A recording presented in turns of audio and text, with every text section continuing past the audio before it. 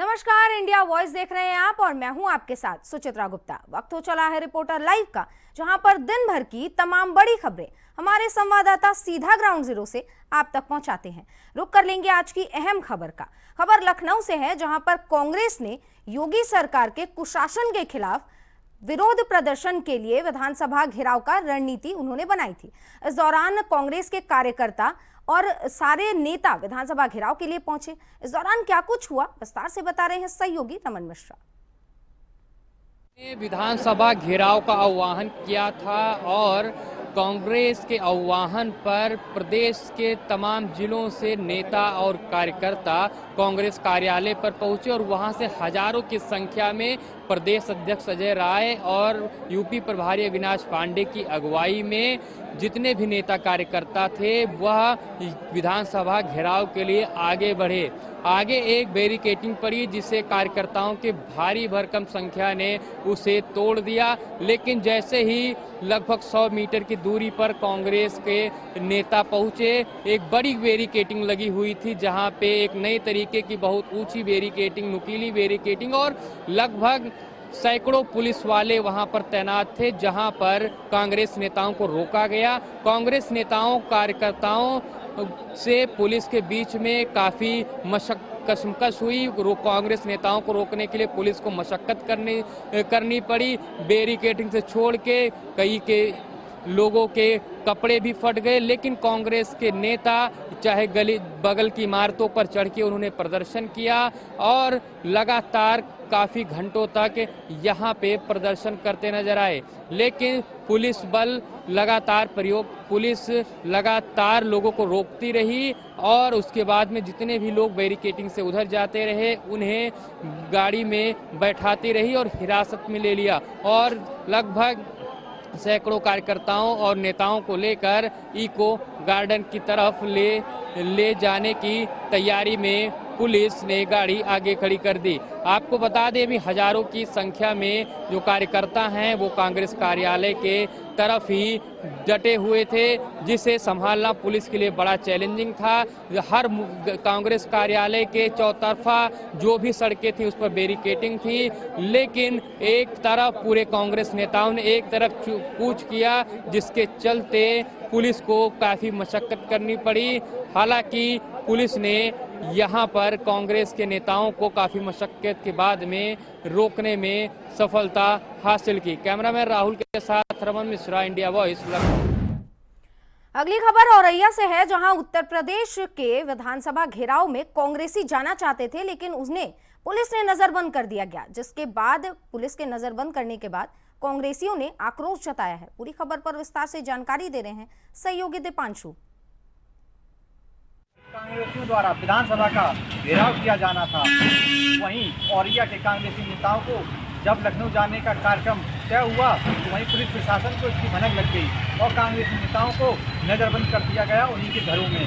जब कांग्रेस नेताओं से इस पर चर्चा की तो उन्होंने बताया ये लोकतंत्र की हत्या है और सरकार जनता की समस्याओं के मुद्दे से भटका रही है। इंडिया वॉइस के लिए दीपांशु सावनी की रिपोर्ट औरैया। खबर लखनऊ से है, जहां यूपी विधानसभा के शीतकालीन सत्र के तीसरे दिन सड़क से लेकर सदन में हंगामा होता रहा, लेकिन क्यों, विस्तार से बता रहे हैं सहयोगी मोहम्मद आसिफ।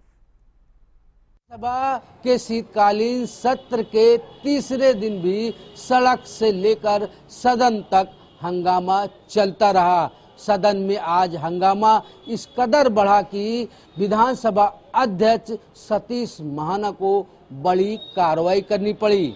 हंगामे को लेकर सपा विधायक अतुल प्रधान को सदन से बाहर कर दिया गया और साथ ही साथ उन्हें सत्र तक निष्कासित भी किया गया है। विधानसभा अध्यक्ष ने यहां तक भी कह डाला कि तुम्हारी विधायकी खत्म करवा दूंगा। इसके बाद अतुल प्रधान ने इस कार्रवाई को लेकर तानाशाही बताया। दरअसल विधानसभा सत्र के तीसरे दिन गोरखपुर एम्स को लेकर सपा ने सवाल पूछा, जिसके जवाब में डिप्टी सीएम ब्रजेश पाठक ने तंज कसा और कहा कि यह लोग गले की खराश दूर करने के लिए आते हैं। वह अपने साथ विक्स की गोली लाए हैं। विक्स की गोली खा लें, गले की खराश दूर हो जाएगी। ऐसा जवाब सुनते ही समाजवादी पार्टी के विधायक आग बबूला और नाराज हो गए। बेल तक आकर प्रदर्शन करने लगे। इस दौरान विधानसभा अध्यक्ष सतीश महाना ने तो टीका टिप्पणी पर रोक लगाने की मांग किया और साथ ही साथ हंगामा न करने की अपील किया। उन्हें जनता ने चुनकर यहाँ भेजा है। फिलहाल अब देखने वाली बात यह होगी कि इस मामले में समाजवादी पार्टी का क्या स्टैंड रहता है, यह देखने वाली बात होगी। सहयोगी राहुल पाठक के साथ आसिफ बेग, इंडिया वॉइस, लखनऊ। खबर बुलंदशहर से है, जहां NH 91 पर घने कोहरे के कारण 1 दर्जन से ज्यादा गाड़ियां आपस में टकरा गई। इसके बाद कितने लोग घायल हुए, क्या कुछ हुआ, बता रहे हैं सहयोगी वरुण शर्मा। बुलंदशहर में आज घने कोहरे के चलते एक बड़ा हादसा हो गया, जिसमें एक के बाद एक दर्जन से अधिक वाहन आपस में टकरा गए। बताया जा रहा है कि 2 दर्जन से लोग अधिक इसमें घायल हुए हैं। दरअसल आपको बता दूं, बुलंदशहर के NH 91 मधुसूदन डेयरी के पास आज अचानक एक गन्ने से भरे ट्रॉली ने अचानक ब्रेक मार दिए, जिसके बाद क्या था कि एक के बाद एक वाहन आपस में टकराए, जिसमें एक UP रोडवेज की बस, सिलेंडर से भरा हुआ ट्रक और साथ ही कई गाड़ी आपस में टकराई। बताया जा रहा है कि इस हादसे में 2 दर्जन से अधिक लोग घायल हुए हैं, जबकि पुलिस का दावा है कि वहां पर ज़्यादा लोग घायल नहीं हुए थे। मौके पर पहुंची पुलिस ने रेस्क्यू कर सभी वाहनों को रोड से हटा दिया। जो लोग घायल थे उनको जिला अस्पताल या अन्य प्राइवेट अस्पतालों में भर्ती कराया गया है। घने कोहरे के चलते बताया जा रहा है हादसे का कारण। फिलहाल पुलिस ने मौके पर पहुंचकर रेस्क्यू कर हाईवे से जाम हटवा दिया और यातायात को सुचारू रूप से चालू करा दिया गया है। Varun Sharma, India voice, Bulandshahr. रुक करेंगे अगली खबर की ओर। आपको बता दें, मंत्री आशीष पटेल ने सपा विधायक पल्लवी पटेल को ललकारा है, लेकिन क्यों, क्या कुछ है, पूरी जानकारी विस्तार से बता रहे हैं सहयोगी मोहम्मद आसिफ।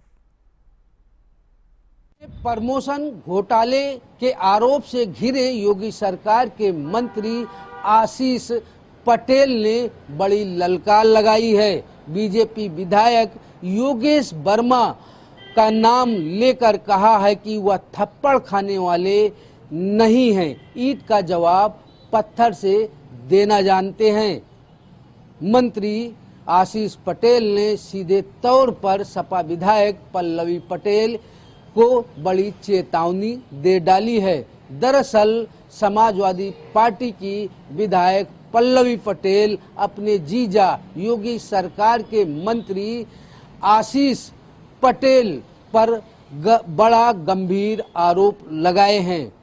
पल्लवी पटेल का आरोप है कि प्रमोशन घोटाले में बड़ा भ्रष्टाचार हुआ है, धन उगाही की गई है।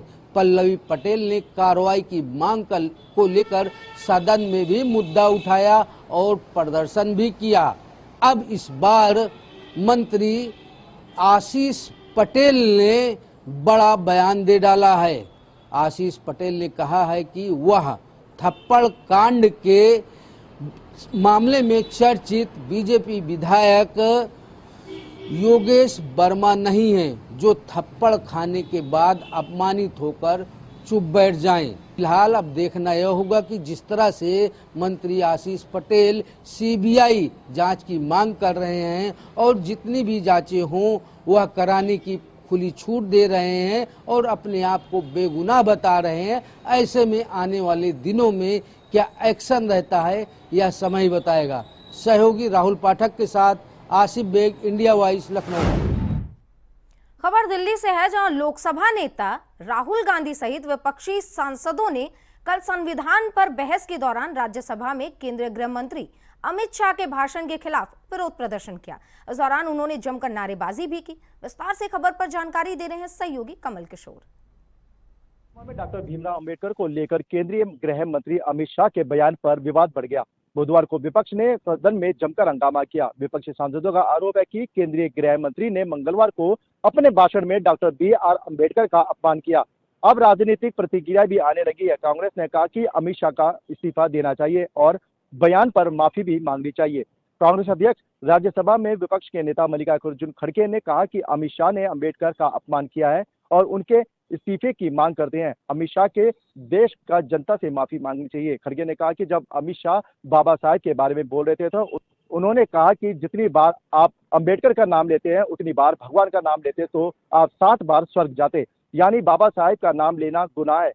उस वक्त मैंने हाथ उठाया और उन्हें बोलने से रोकने की कोशिश की, लेकिन मुझे मौका नहीं मिल पाया। बाबा साहेब अंबेडकर के बनाए संविधान पर चर्चा चल रही थी, इसलिए हम चुप थे। वीडियो जर्नलिस्ट के साथ मैं कमल किशोर, इंडिया वॉइस, दिल्ली। उत्तराखंड में कड़ाके की ठंड ने दस्तक दे दी है। इसी बीच मौसम विज्ञान के निदेशक डॉक्टर विक्रम सिंह ने बदलते मौसम को लेकर चेतावनी जारी की है। क्या कुछ चेतावनी में कहा है उन्होंने, बता रहे हैं सहयोगी धनराज गर्ग। लगातार बदलता हुआ नजर आ रहा है, क्योंकि लगातार देखा जा रहा है कि जो सर्दी का समय है वो शुरू हो चुका है। यानी कहा जा सकता है कि सर्दी का प्रकोप लगातार उत्तराखंड पर बरसता हुआ नजर आ रहा है, क्योंकि हाल ही में देखिएगा कि उत्तराखंड के जो पहाड़ी क्षेत्र हैं वहाँ पर बर्फबारी हुई है और जिससे कहीं ना कहीं मैदानी क्षेत्रों में भी ठंड बढ़ी है। और इसके साथ ही देखिएगा कि मौसम विभाग की तरफ से भी कहीं ना कहीं लगातार चेतावनी जारी की जा रही है कि आने वाले समय में जो पहाड़ी क्षेत्र हैं उनमें बर्फबारी देखने को मिलेगी और मैदानी क्षेत्रों में कहीं ना कहीं जो ठंड है वो उससे बढ़ती हुई नजर आएगी और बारिश भी कहीं ना कहीं मैदानी क्षेत्रों में हो सकती है। लेकिन वही देखिएगा कि जो ठंड का प्रकोप है उससे बढ़ने से कहीं ना कहीं कुछ लोगों को दिक्कतों का सामना भी करना पड़ रहा है, क्योंकि जो रोड किनारे लोग रहते हैं या फिर कहा जाए कि जो बस्तियों में लोग रहते हैं उनको काफी दिक्कतों का सामना करना पड़ता है। राजधानी दिल्ली में रहने वाले लोगों के सांसों पर एक बार फिर से संकट गहराया हुआ है। क्या कुछ है, पूरी जानकारी विस्तार से बता रहे हैं सहयोगी कमल किशोर। दिल्ली में एक बार फिर हवा जहरीली हो गई है। शहर का AQI लगातार खराब होता जा रहा है, जो पिछले दिनों से 400 के पार बना हुआ था। सरकार की तरफ से दिल्ली में ग्रैब लागू कर दिया गया, जिसकी वजह से पुरानी गाड़ियों के अलावा गैर जरूरी निर्माण कार्य पर भी रोक लगा दी गई है। इस दौरान दिल्ली ट्रैफिक पुलिस ने लगातार उन गाड़ियों के खिलाफ कार्रवाई की जो ग्रैब में लागू होने के बाद भी दिल्ली में चल रही है। जिस तरह से दिल्ली में पुरानी गाड़ियां चल रही हैं, उन्हें रोक पाना दिल्ली ट्रैफिक पुलिस के लिए संभव नहीं हो पा रहा है। ऐसे में पुलिस ने पेट्रोल पंप मालिकों से संपर्क किया और उनसे कहा कि जिन गाड़ियों के इंजन BS6 से कम है, ऐसी गाड़ियों में पेट्रोल या डीजल ना भरा जाए। दिल्ली पुलिस की कोशिश है कि पुरानी गाड़ियां दिल्ली में नहीं चले और जल्द से जल्द खराब वायु गुणवत्ता पर कंट्रोल पाया जा सके। इससे जिसके पहले जब ग्रैब लगाया गया था तो दिल्ली का AQI 200 से 250 के पास पहुंच गया था, जिसकी वजह से ग्रैब के प्रतिबंध हटा लिए गए थे। लेकिन AQI जब 400 के पार हुआ तो एक बार फिर ग्रैब लगाया गया, जिसकी वजह से छोटी प्राइमरी स्कूलों को भी बंद कर दिया गया है। वीडियो जर्नलिस्ट के साथ मैं कमल किशोर, इंडिया वॉइस, दिल्ली। खबर झांसी से है, जहां लखनऊ विधानसभा घेराव के लिए जा रहे कांग्रेसियों को पुलिस ने रोक दिया। लेकिन क्यों रोका है पुलिस ने, बता रहे हैं सहयोगी शेख गुल मोहम्मद। देशभर के कांग्रेसी लखनऊ पहुंचकर विधानसभा का घेराव करने वाले थे, जिसको लेकर झांसी में कांग्रेस के पूर्व केंद्रीय मंत्री प्रदीप जैन आदित्य को रात में ही पुलिस द्वारा घर पर पहुंच के उनको नजरबंद कर दिया जाता है। जिसके बाद आज वे सैकड़ों समर्थकों के साथ कचहरी चौराहे स्थित उद्यान गार्डन पर पहुंचते हैं और काली पट्टी बांधकर विरोध प्रदर्शन करते हैं। वहीं उनका कहना है कि ये सरकार डमी सहमी हुई है, लोगों की आवाज अगर कांग्रेसी उठा रहे हैं तो वो आवाज उठाने नहीं देते हैं।